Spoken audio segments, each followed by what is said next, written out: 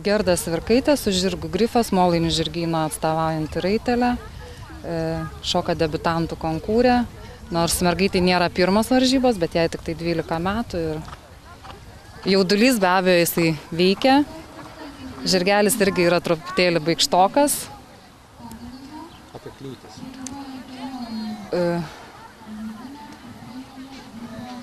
Aukštis kliūčių? Kliūčių aukštis yra 50 cm, tai nėra aukštai.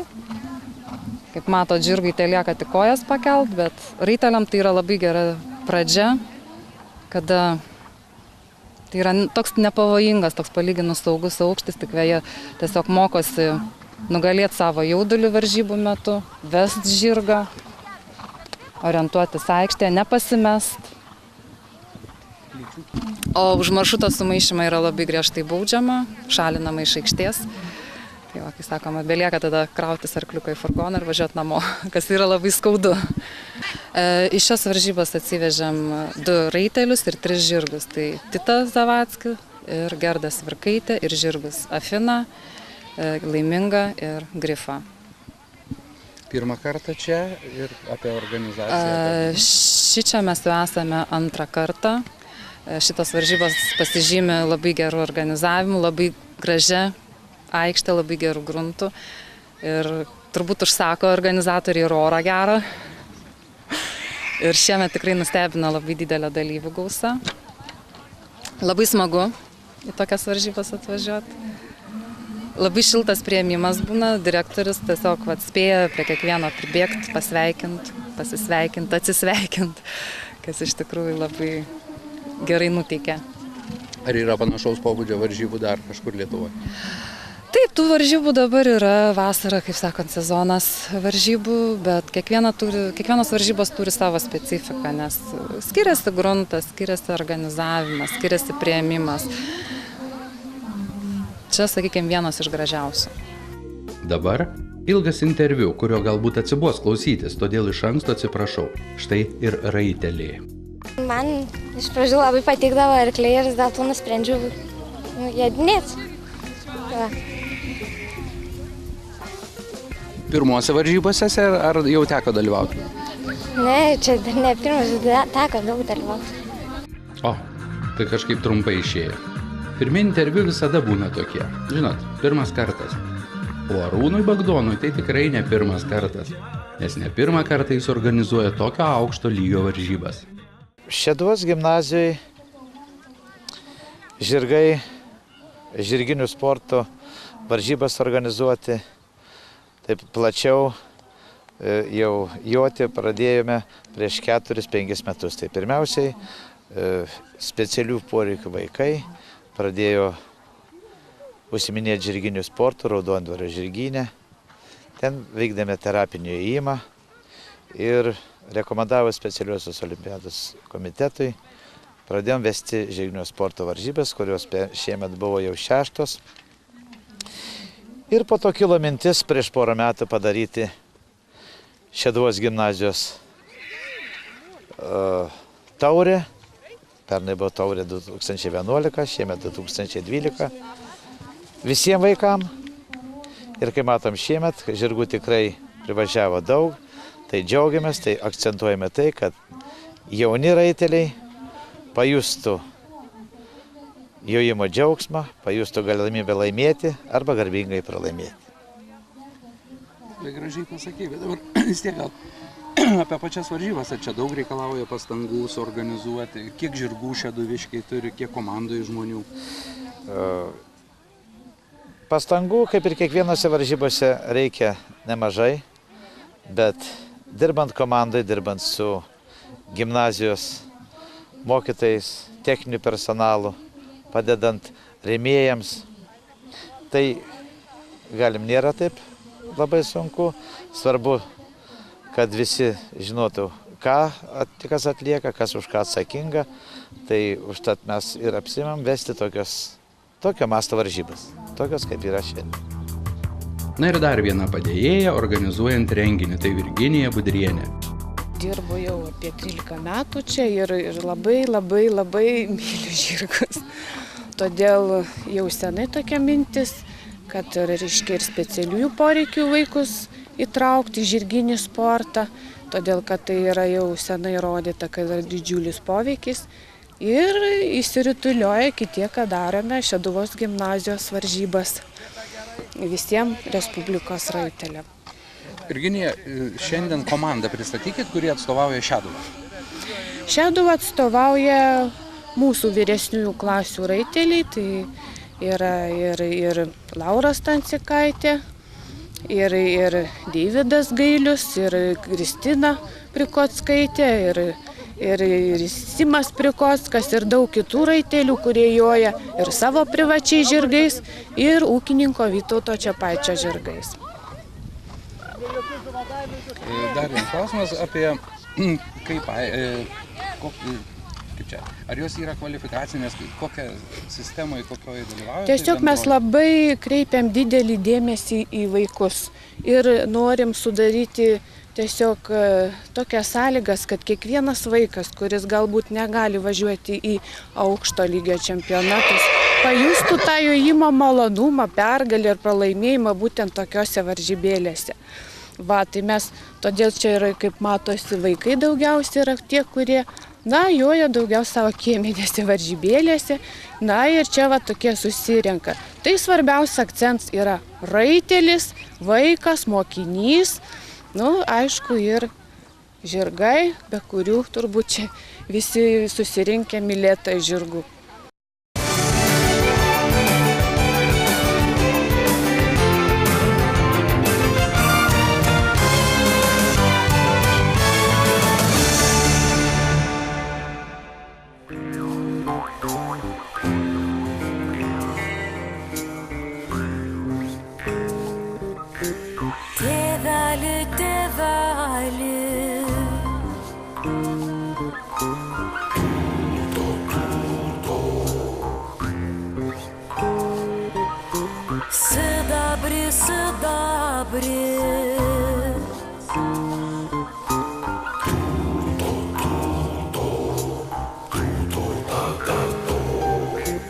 Kur tavo sūneliai?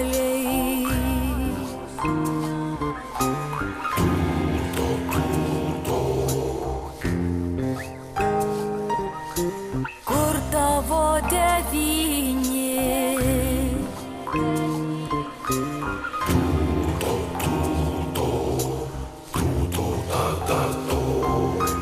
Girioje sūneliai,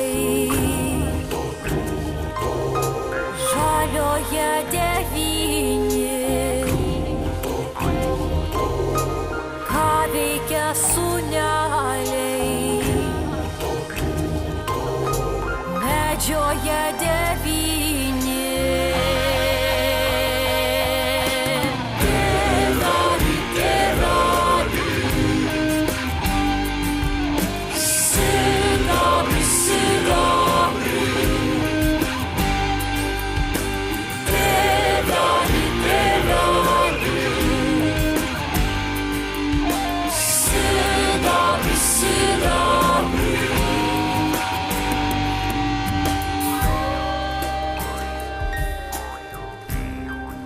Šią dieną minim atidarydami simbolinį vagoną, kuris tikrai atnešė tiek visai Lietuvai, tiek mūsų rajono gyventojams daug skausmo.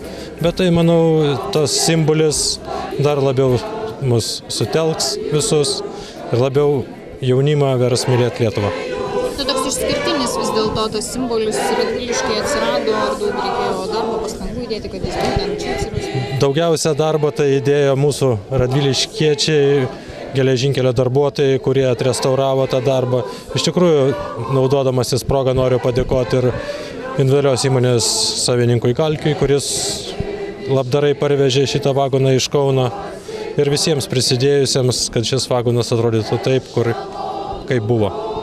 Rajono savivaldybės atstovai, politinių tremtinių ir kalinių sąjungos nariai kreipėsi į generalinę direkciją, pas mūsų generalinį direktorių su prašymą, kad atrestauruotų vagono fragmentą, dviašį, kuris bus panaudotas, kaip jūs matot, šiandieną ekspozicijai, atminimui genocido mūsų tautos. Ir mūsų darbuotojai, tai Radviliškių prekinio vagono darbuotojai, padėjo labai daug pastangų, kad suieškoti, surasti projektinės medžiagos, kurios jau mes neturėjome, bet mes pavyzdį Lietuvoje turim keletą vaganiukų, tokių pastatytų, kurios irgi mūsų darbuotojai restauravo. Tai naujoje Vilniuje yra tokia analogo vaganiukas, kuris, reiškia, mums padėjo atkurti visus fragmentus. Gan sudėtinga buvo rasti detalių komplektuojančių, kad jis atrodytų kaip panašus į tą tikrą vagoną, bet mūsų Auksarankių vagono depo dėka buvo daug padaryta savo rankomis detalių ir tas vagonas įgyja šitą, reiškia, vaizdą. Ir politinių kalinių ir tremtinių sąjungos atstovai padėjo mums atkurti vagono vidų. Išorėje mes kaip vagono specialistai sugebėjom padaryti, viduj kaip buvo. Reikėjo pagalbos iš tremtinių sąjungos. Jie mums paaiškina ir, reiškia, dalyvavo atkuriant vagono vidinius fragmentus. Tai kas tam viduje yra? Kas būdavo tuo metu? Tai, man atrodo, jūs galėsite užfiksuoti su kamera, bet tai reiškia, buvo ir mano mama tremtinė, iš jų pasakojama, reiškia, buvo iš abiejų pusių gultai padaryti 2 aukštų. Žmonės buvo ir antrose aukštuose, ir pirmose, ir apatinėse, ant grindų buvo tremiami, buvo labai daug žmonių ir vagonai buvo nepritaikyti. Dėl to jis, tas fragmentas yra ir padarytas, atkurtas, tie gultai, pečiukas, šaltuoju paros metu, jau taip vadinamas rusiškom buržuikam, šildydavas žmonės ir taip važiavo. Kiek žmonių į tokį vagoną sutalpino? Sunku pasakyti, aš nežinau, bet man atrodo, vežė tiek, kiek galima buvo jį įkišti. Jos svarba ta, kad prieš 71 metus aš pats asmeniškai tokiam vagone važiavau. Kiek jums metų buvo? 10. Kokie prisiminimai? Kokie prisiminimai? Vagonas buvo nešvarus labai. Narai buvo iš abiejų pusių. Lovelis padarytas, ten buvo skylė grindyse. Stovėjo vagonas, čia Šaulių namai, prie jų, prie pat pervažos. Na, o baisiausia tą dieną, tiksliau pasakius, tą rytą, naktį buvo, kad į sunkvežimį sumetė tėvą, motiną, mane, seserį, atvežė čia, padavė atbulą sunkvežimį, mane įmetė į vagoną kareivis, seserį įmetė, mama. Tėvai padėjo ranką ant peties, kitas ir pasakė, jūs areštuotas. Ir į kitą vagoną. Ir to pasibaigė su juo. Tokio mes jo nebematėm. Vagone buvo kažkas apie 30 žmonių netoli. Tilpom, kadangi vaikų labai daug buvo. Ir buvo mažų, net beveik, ko net tokių tik gimusių. Važiavom 3 savaitės beveik. Atsidūrėm Altavijos krašte, svetimam. Tėvas, sako, taip ir nematėm, jis lageryje. 4 metus, visą karą, galima sakyti, mūsų niekas nekvietė į mokyklą. Aš čia buvau baigęs 6 skyrius. Taip ir išvažiavau. Ir pradėjau mokytis tik tai 45 metais, kai pasibaigė karas. Vėlgi į 6 klasę. Mūšiai už Lietuvos nepriklausomybę nesibaigė. Už tiesą ir už laisvę reikia ne tik Facebook'e rašinėti, bet ir padaryti realius veiksmus. Atidavus valdyti šalį žmonėms, kuriems svarbiau asmeninė nauda, o ne šalies žmonių gerovė, kultūra, gero nelauk. Kad nebūtume tremiami, mokykimės valdyti žirgą. Mokykimės laimėti, nepasiduokime, vardan tos.